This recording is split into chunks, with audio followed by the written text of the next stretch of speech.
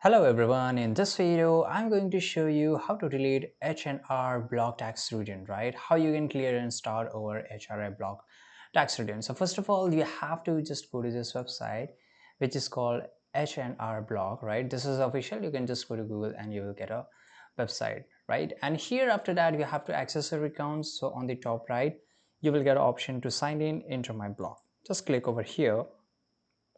Then you have to enter your username, email, or mobile number, whatever you want, and then just click on continue, right? Then once you have clicked on continue, you have to enter your password and everything. Now here you have to locate your tax return. So once logged in, navigate to the section where your current tax return is saved. This is usually under my taxes or current tax returns, right? After that, open your tax return.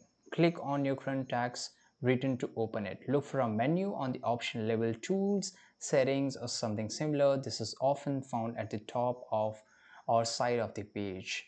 Within the tool or setting menu, find and select the option that says start over, clean return, or delete return. Then you have to just make sure to confirm that action, and this will delete all the entered data and allow you to begin a new return.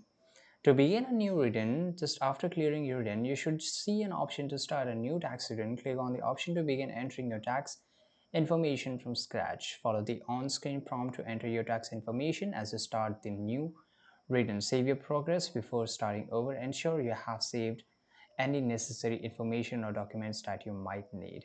Make sure you really want to delete or clean your return, as the action cannot be undone once confirmed.